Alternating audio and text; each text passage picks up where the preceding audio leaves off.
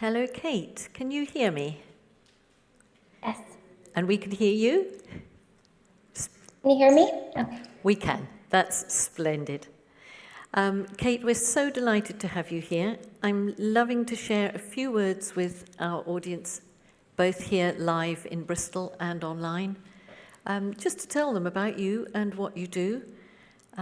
We're so grateful to Kate. She's had an enormous personal move in her life. She was living in Rome only a short while ago, and she has taken time from all her commitments to be with us today.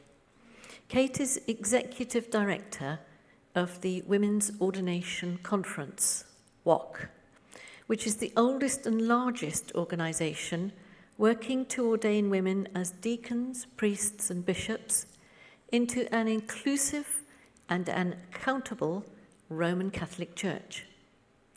WOC is a grassroots movement that promotes activism, dialogue, and prayerful witness to call for women's full equality in the Church. Kate, who was recently based in Rome, has an MA in International Human Rights from SOAS in London, and is also a member of the Leadership Circle of Women's Ordination Worldwide. Kate, we're so grateful to you for giving us your time today. Then you're going to be talking to us about knocking on closed doors, the persistent witness for women's ordination. Over to you, Kate. Thank you so much, Mary, and thanks to everyone at the Root and Branch team and everyone there. It's an honor to be with you, and I do feel a little bit like the Wizard of Oz here, the big talking head, but it's wonderful to be with you all. Thank you. I'm going to start with a quote from Joan Chittister and Martin Sheen, who endorsed the 2015 Women's Ordination Worldwide Conference to ground my talk. The reasons some questions cannot be suppressed do not go away, regardless of how many people think they should, is because the human heart knows they must be asked or have yet to be clearly answered. When that question concerns the quality of the discipleship of half the Catholics in the world, it cries out for attention and will continue to cry out until the Church itself attends to it. Why? Because the model of Jesus with women demands it. So, as Mary said, I'm an activist working to transform and change the institutional Catholic Church to open ordination to people of all genders and reimagine and renew priesthood. I believe that when the Roman Catholic Church affirms unequivocally that women are equal and equally able to image Christ, it will transform not only the Church, but the world. I also believe that until women are ordained, there will be no end to the persecution of women by the Catholic Church globally. And I feel a great responsibility here. While as a Western and educated woman, I have every privilege to walk away from the institutional Church, I also know it's the reaches of its harm and violence against women around the world. If we let this inequality reign and emanate from the Vatican, women will continue to suffer. The Catholic Church is a global healthcare provider, a global educator, and a global superpower of policy and diplomacy, often acting at the United Nations as a blockade to any safeguards or policies that advocate for or even mention gender equity.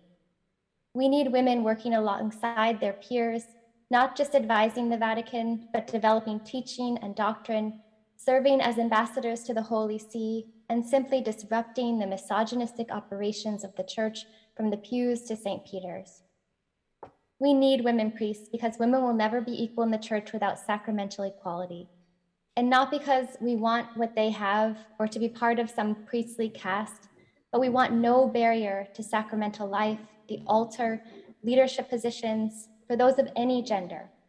We want to serve and minister and build a more just Church wholly as ourselves. I want my friends and the members of the Women's Ordination Conference with degrees in divinity and vocations so loud in their hearts to have a chance at a sustainable path of answering their call and building parishes to model social justice. Women's ordination is an essential part of the liberation of women globally. And while we may hear about gestures towards equality or women's inclusion, or even celebrate the appointment of a woman at the Vatican, the hierarchy has perfected the art of gaslighting women and seems to simply parcel out crumbs of dignity, hoping that we will not see the plentiful loaves given to men behind the curtains. These are half measures and lip service at best. So how do we do it? And is it happening? Well, many of us have been doing this for a long time, and you may feel like nothing has changed. And we know that the Catholic Church is not like other institutions. It's certainly not a democracy. Our bishops are not elected officials and they have no accountability to the people whom they are meant to serve.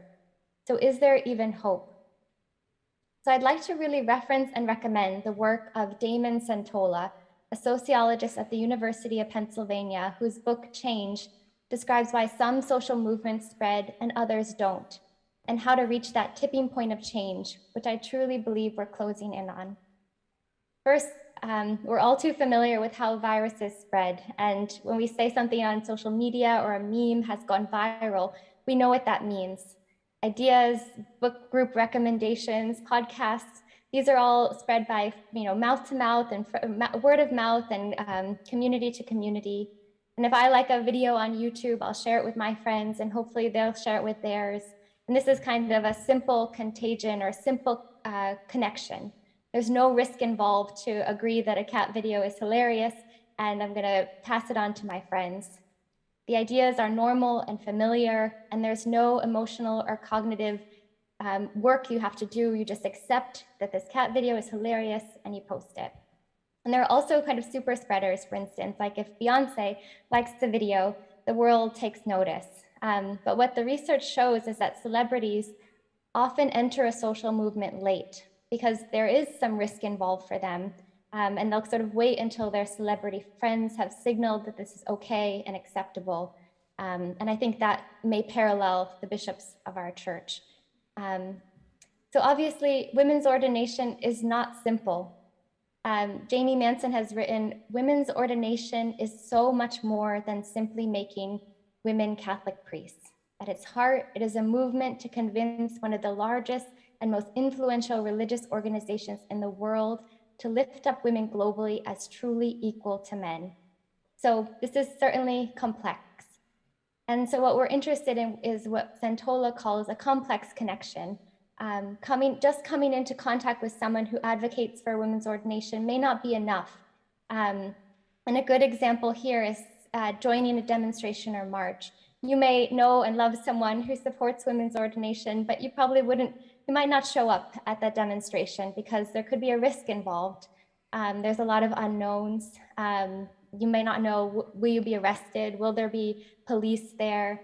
You have to be willing to accept a certain cost to take on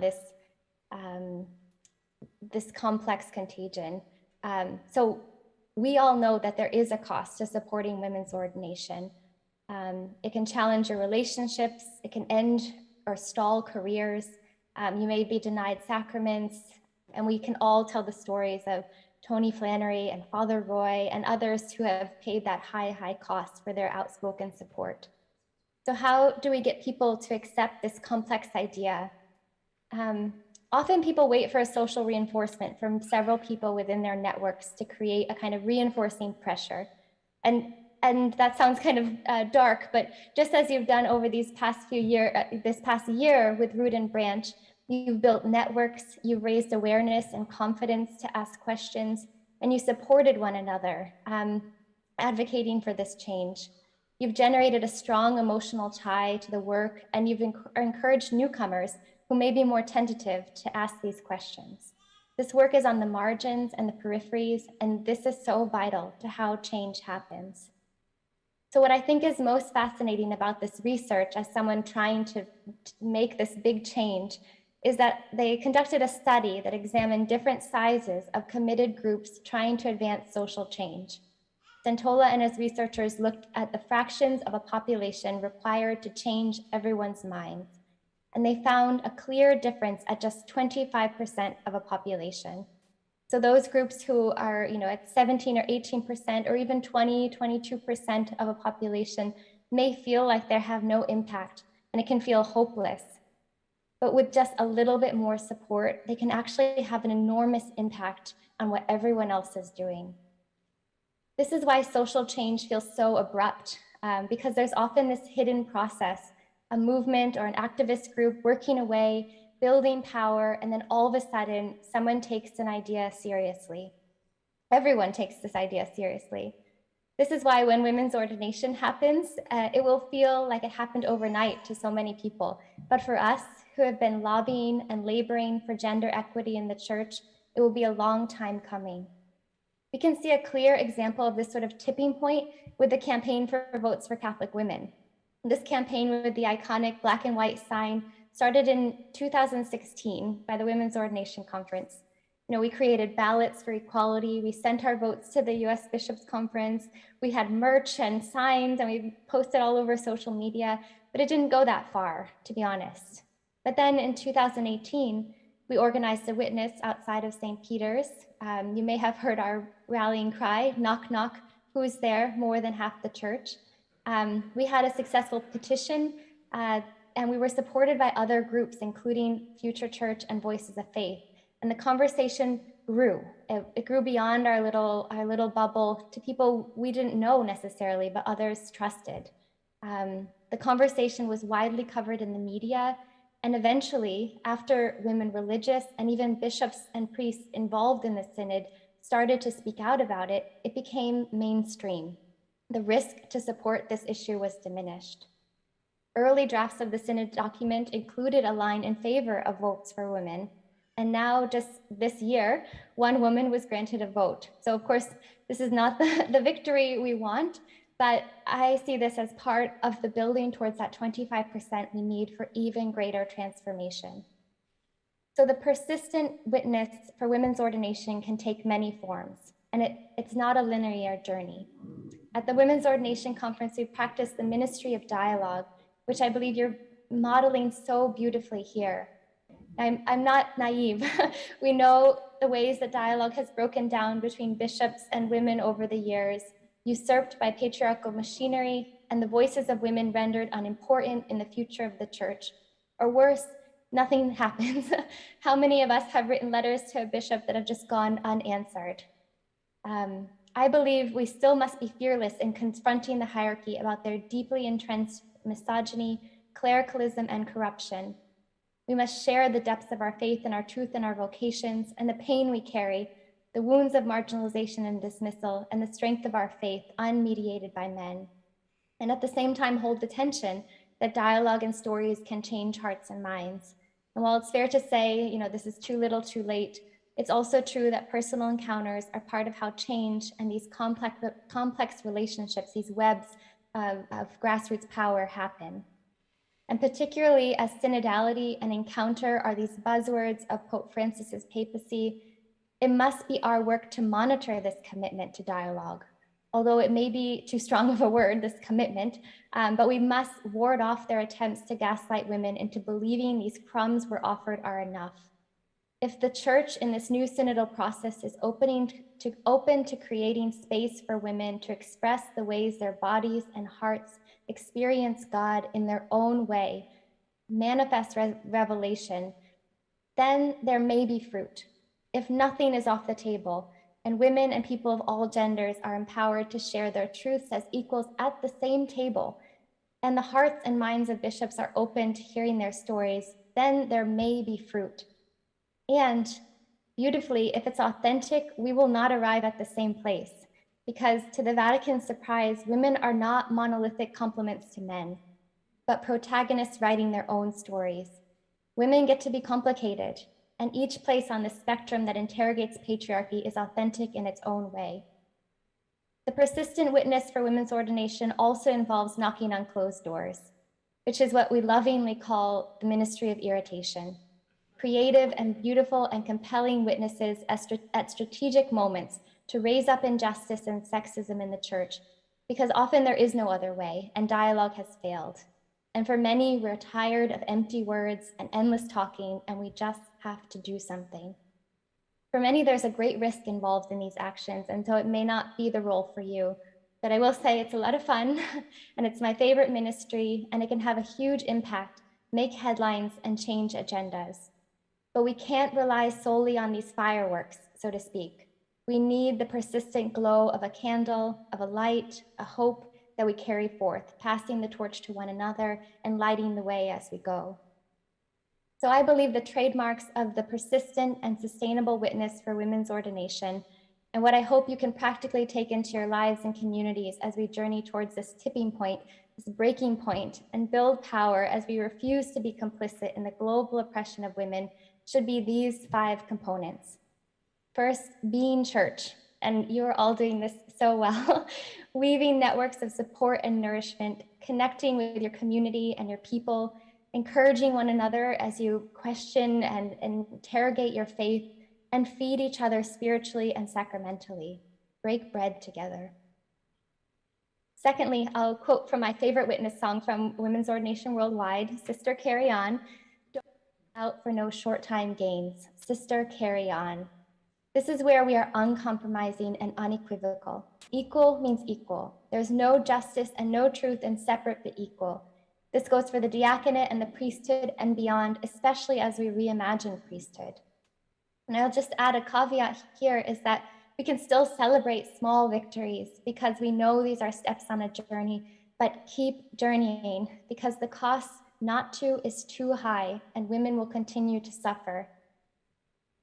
Next, tell and amplify the stories of women and saints who have come before you and those who inspire you. We know all too well that women's witnesses, ministries, and leadership are erased from our canonical readings, our scriptures, our histories. We must guard against that and tell our stories as protagonists in our faith. Next, celebrate joyful resistance. I don't have to tell you that this is challenging and upstream work. We must laugh and find joy and playfulness and make cocktails with our friends and grab your crozier and make a YouTube video or sing a song and trust that your witness, no matter how small, is part of this bigger story being written about the realization of equality in the church. And lastly, trust the work of the Holy Spirit moving in your heart and lives. She knows no bounds, she knows no borders, and she knows no closed doors. Thank you.